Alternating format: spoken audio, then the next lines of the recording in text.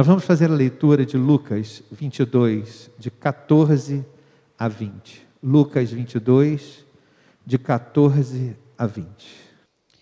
E chegada a hora, pôs-se à mesa e com ele os 12 apóstolos, e diz-lhes: Desejei muito comer convosco esta Páscoa, antes que padeça. Porque vos digo que não a comerei, mas até que ela se cumpra no reino de Deus. E tomando o cálice, e havendo dado graças, disse: Tomai-o, e repartiu entre vós. Porque vos digo que já não beberei do fruto da vide, até que venha o reino de Deus. E tomando o pão, e havendo dado graças, partiu-o, e deu-lhe, dizendo: Isto é o meu corpo, que por vós é dado, fazei isto em memória de mim. Semelhantemente, tomou o cálice depois da ceia, dizendo: Este cálice é o novo testamento no meu sangue, que é derramado por vós. É um texto que nós conhecemos bem. E ele é um texto que fala da última ceia. Mas o que nós sabemos de Santa Ceia? A impressão que nós temos é que sabemos tudo de Santa Ceia, né? E cada vez que nos encontramos com a ceia, temos oportunidade de ouvir outra coisa. E de saber mais. E de conhecer um pouco mais da nossa teologia. Uma grande festa, talvez a maior festa do mundo, talvez a maior festa dos seres humanos, estava acontecendo. E ela estava acontecendo a portas fechadas. O Senhor sabe que vai partir, e por saber que vai partir, Ele chama os discípulos e decide comer a última Páscoa com eles. E chama os discípulos e partilha com eles algo que é absolutamente especial. A gente tem a impressão de que cada ceia é uma nova ceia. Mas talvez essa impressão seja errada. Aquela última ceia é a Santa Ceia. E nós reprisamos, cada vez que nos reunimos, nós reprisamos aquela ceia. Nós contamos aquela mesma história. Nós voltamos àquele mesmo lugar. Então, eu recordo e eu atualizo. Por que essa ceia não é um memorial? Ela não é um memorial. Ela não é um memorial para nós, porque todas as vezes que eu me aproximo dela, eu atualizo. É como se fosse um relato literário. Vocês que gostam de cinema, vocês que gostam de literatura, vocês que gostam de livros, dá a impressão de que nós estamos absolutamente lá. O nome disso é sacramento. O que aqueles homens viveram, nós vivemos também. Copiando o exemplo, copiando as ações daqueles homens. Ah, mas o que é sacramento? Se te perguntassem, o que é sacramento? Eu vou pegar um exemplo para ficar fácil para você entender o que é um sacramento. Imagine um homem que envelheceu, ele está lá do alto dos seus 60, 70, 80 anos, vamos botar ele com 70 anos. E ele abre uma caixa, e dentro dessa caixa tem uma carta antiga que a mãe dele escreveu para ele.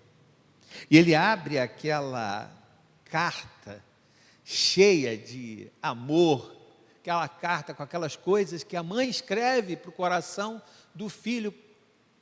E naquele momento ele sente o que a mãe sentia. Naquele momento que está dividido está cortado pelo tempo, está cortado pela distância, ele sente as emoções da mãe, ele sente em cada palavra a presença da mãe. Ele se emociona e, de alguma maneira, aquele amor que se afastou por anos, que a vida afastou por conta da morte, se atualiza.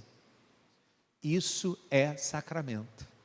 É quando a gente consegue atualizar alguma coisa. É quando a gente consegue pegar, trazer e tornar visível uma graça que é invisível.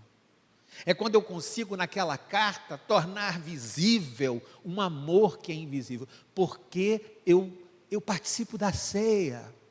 Eu participo da ceia porque a ceia é um sacramento e eu, ao receber essa carta, eu atualizo um amor invisível.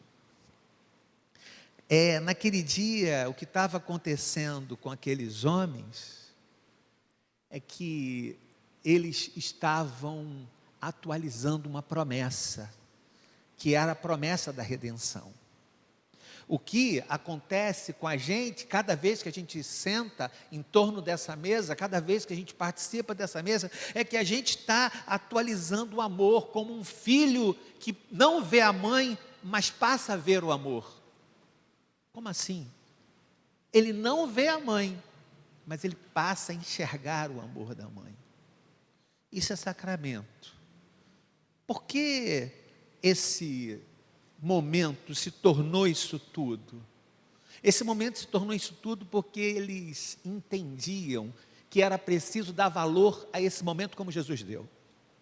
Jesus deu tanto valor a esse momento que ele levou aqueles homens para conversar com eles e eles entendessem como quem leva a namorada para o primeiro filme.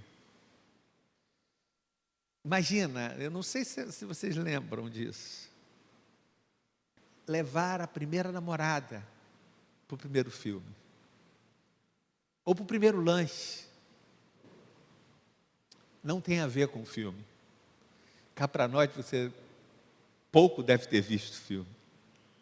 Não tem a ver com a comida. Tem a ver com a presença. Tem a ver com a companhia. E como é que isso é tão maravilhoso e tão grandioso que Jesus fala assim: eu esperei ansiosamente esse momento. Vocês conseguem ver essa frase na boca de Jesus?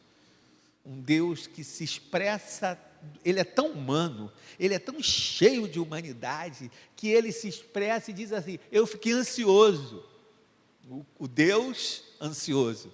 Eu fiquei ansioso para ter esse momento com vocês. Sabe por quê? Para dizer para eles o quanto eles importavam. E para trazer para o concreto o que estava escrito a respeito deles. Isso é a Santa Ceia. Ela se reescreve diante dos meus olhos.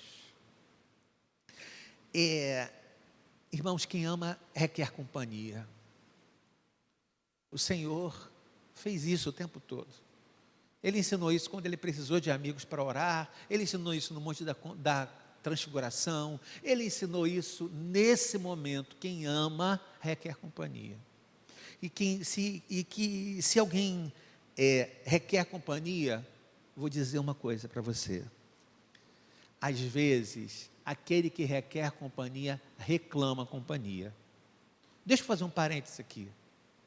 É o que deve estar acontecendo dentro da sua casa. Às vezes é o marido que reclama companhia. Reclama companhia porque ama. Aprenda a equilibrar as coisas. Quem ama, reclama companhia. Quem ama, deseja ansiosamente. Quem ama, como disse o próprio Cristo, quem ama a companhia, deseja ansiosamente o culto, as ceias, as orações, o tempo com Deus. Tem um filme, que o nome é A Festa de Babette. Tenho certeza que ninguém viu A Festa de Babette, porque é um filme antigo, no máximo Marcelo deve ter visto. A Festa de Babette é contada em 1871.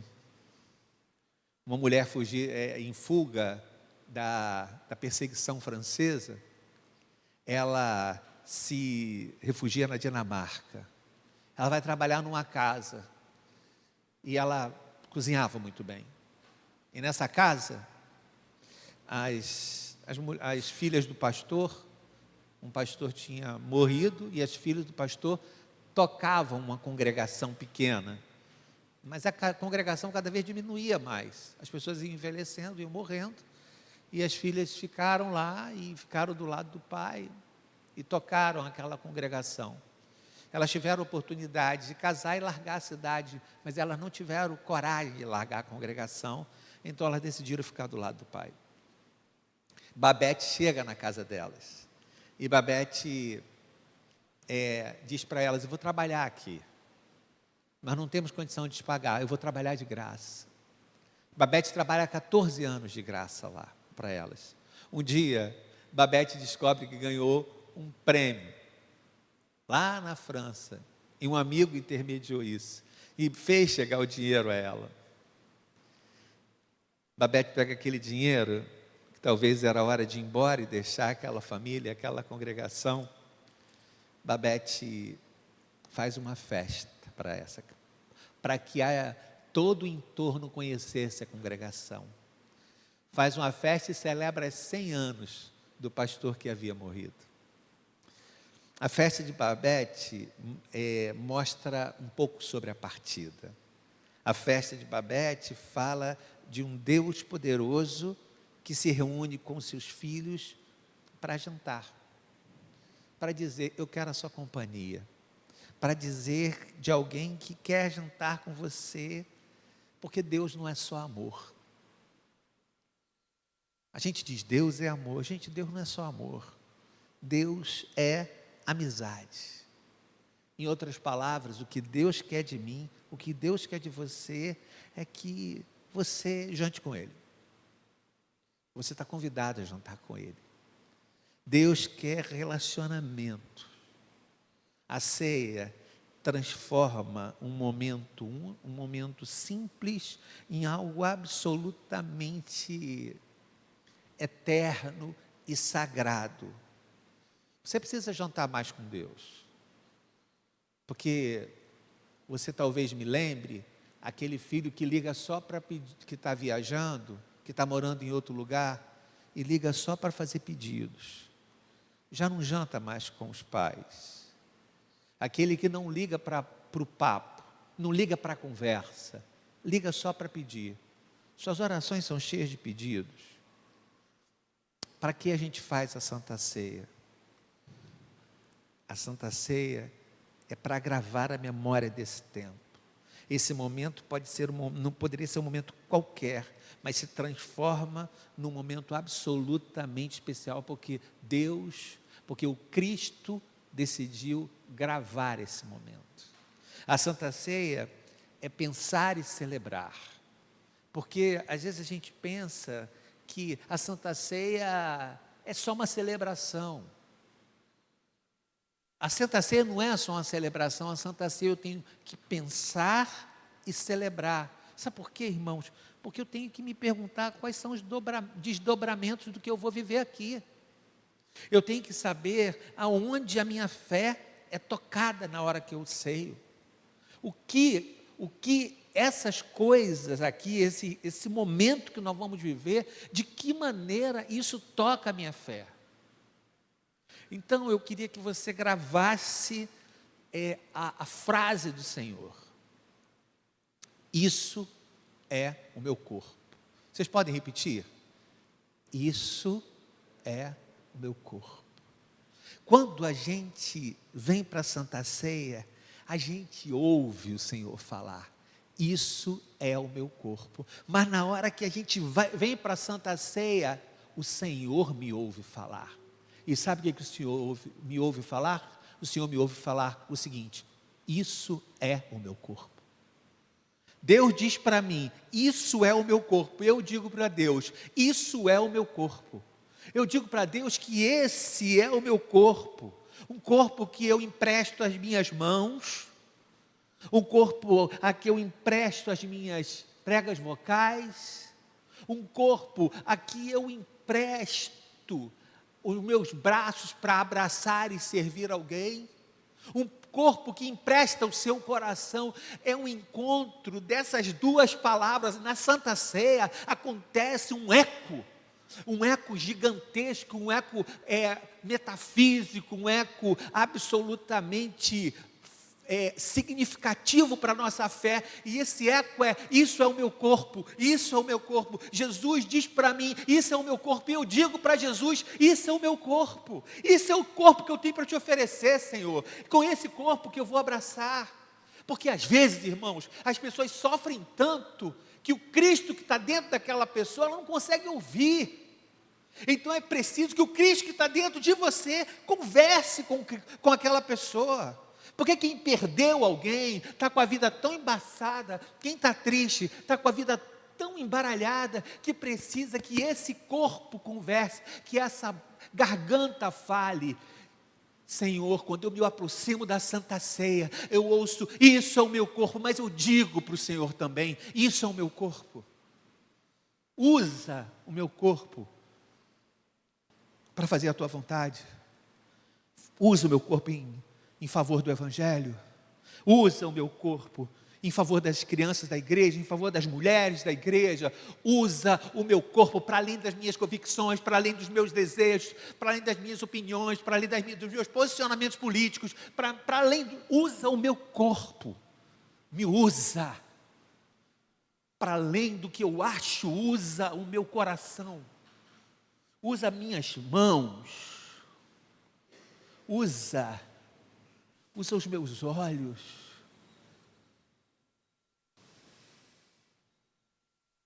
Quando a gente ouve o Senhor dizer isso, nós dizemos também, esse é o meu corpo. Esse é o meu corpo a teu serviço. Isso é tão doido, gente, que nesse momento a gente revive um pouco de Maria. Quando a gente ceia, a gente revive um pouco de Maria. Porque Maria também ousou falar essa frase. Isso é o meu corpo, usa, Senhor, o meu corpo. Usa, Senhor, as minhas mãos para que o aço tenha som. Usa, Senhor, para que as pessoas sejam tocadas pelo que eu toco. Usa o meu corpo. Maria disse, eu quero ser a tua continuação. Eu aceito o teu filho no meu ventre. Quando a gente ceia, a gente devia ter a consciência de que nós somos a continuação. Deus, em João 17, vai falar sobre essa proposta da continuação, da continuidade. Nós continuamos o trabalho do mestre, nós continuamos o que é um mestre. A palavra é essa, Renan, continuação. Continuação no sentido de que a ceia começou nos discípulos, mas ela continua em nós. Ela continua quando a gente se aproxima dessa mesa. A ceia continua com a gente, continua em nós. A celebração, Marcelo, acaba. A celebração acaba, mas a ceia continua. Sabe por quê? Porque esse é o recado que Jesus queria passar para aqueles homens. Esse encontro vai acabar, mas a ceia continua. A ceia continua dentro da gente. Quando a gente sai por essa porta, a ceia não acaba, a ceia continua. Esse era o recado que aqueles homens deviam receber, esse é o recado que aqueles homens deveriam levar, que a ceia continua, para além dessas portas, para além do medo que eles sentiriam, para além da crucificação que eles veriam, para além da perseguição do mestre, aquilo tudo continuava, aquele encontro continuava. Então, é essa coisa que tem que entrar na nossa cabeça e dizer para a gente, esse é o recado, quando a vida fizer cara feia para a gente, gente, quando a vida disser não para a gente, quando a gente tiver as angústias da vida, quando a gente tiver com medo de alguém que está internado, quando a gente estiver passando por dificuldades, é acreditar que Jesus Cristo continua quando eu atravesso os portais do templo, quando eu me levanto da mesa da Santa Ceia, quando eu me levanto da palavra que se abre dentro de mim, o Senhor continua, eu continuo em vós, o meu corpo continua em vós, o que eu sou continua em vós, porque o culto continua na gente. Ah, mas pastor, eu perdi a ceia de hoje, pastor. Você está falando isso, mas eu perdi a ceia, estou em casa, eu não vim, eu queria ter ido para a igreja, para participar da ceia. Meu irmão, ninguém desejou isso que a gente está vivendo, ninguém desejou essa igreja vazia, ninguém desejou isso, ninguém está feliz com isso, mas não é o lugar que dá valor à celebração. Guarda essa frase. Não é o lugar que dá valor à celebração, não é a repetição que dá valor à celebração, mas é o que ela faz em mim. Não é o terceiro domingo que dá valor à celebração, mas é o que esse encontro causa em mim. Isso faz sentido. Então não importa se eu estou aqui e você está aí. Não importa se eu vou usar vinho e você vai usar água. Não importa se será pão ou se será biscoito. Não importa, porque não tem a ver com o lugar, não tem a ver com as coisas, mas tem a ver com o que as coisas fazem dentro de mim. Porque eu devo ceiar, porque o pão me faz perguntas, porque o vinho me faz perguntas. Porque de alguma maneira, todo esse desenho me faz perguntas. E eu tenho que pensar em resolver e responder essas perguntas. A ceia não tem ligação com lugar. Ela tem a ver com o tempo que ela dura dentro de nós. Eu vou repetir. A ceia não tem ligação com lugar, mas tem ligação com o tempo que ela dura dentro de mim, o tempo que ela dura dentro de você. Porque se você se levanta, pode ser que você, ao passar daquele tapete, a ceia já não tenha dito mais nada para você.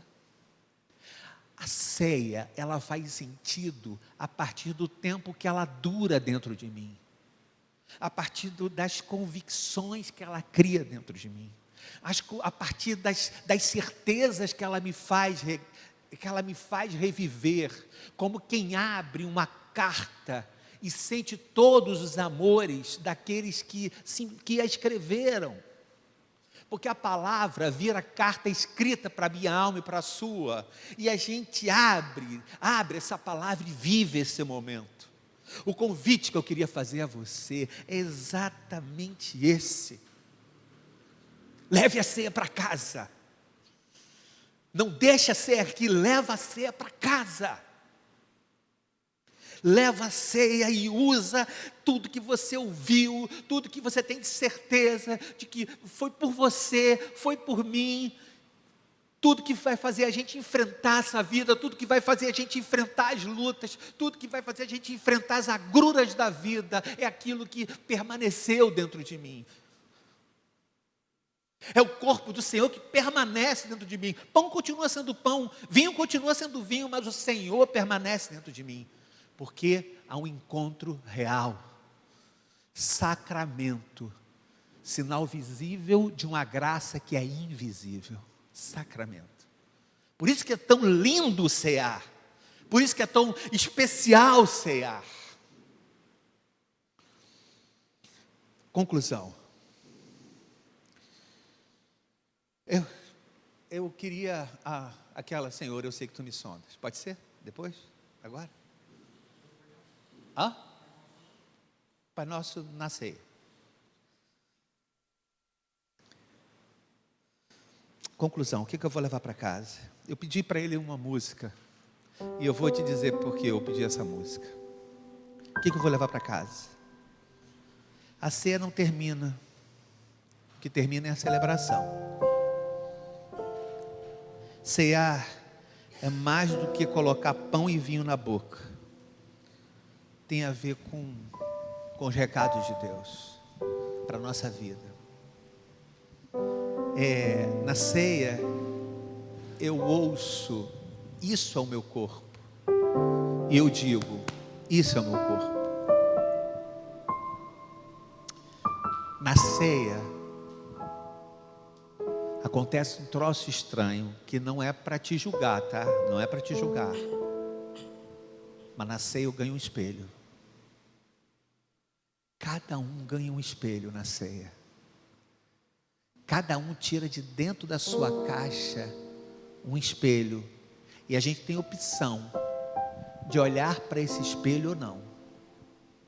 A ceia faz isso com a gente. Ela faz com que a gente saque um espelho de dentro de uma caixa e olhe para ele ou não. Essa capacidade de olhar para dentro de si mesmo, saber que eu olho para dentro de mim, mas o Senhor olha para dentro de mim também. Eu pedi essa música por conta disso, para falar desse Deus que me olha por dentro, que me olha e não me julga, que me olha e me entende, mas que diz, cara, pega outro caminho. Esse Deus que acalma minha impaciência, esse Deus que sabe com quem eu me levanto, mas é um Deus que sabe com quem eu me deito. Esse Deus que sabe onde eu boto meus pés. Esse Deus que sabe onde eu tenho dormido. A ceia me faz olhar para esse espelho. Não para ser julgado e condenado, mas para dizer que existem coisas dentro de mim que precisam melhorar. Que a minha paciência precisa melhorar. Que a minha condescendência precisa melhorar.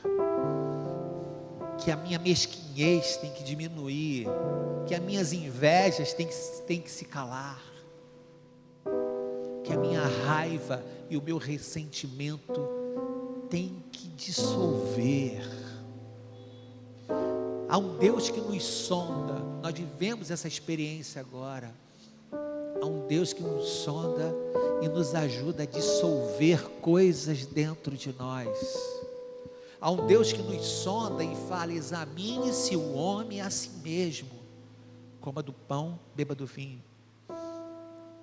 Há um Deus que nos sonda e ao sondar nos leva com Ele. A beleza da ceia é essa. Ao sondar, Ele nos leva com Ele. Então, queria que você ceasse agora e não ficasse triste porque está ceando de casa. Deus tem o controle de todas as coisas.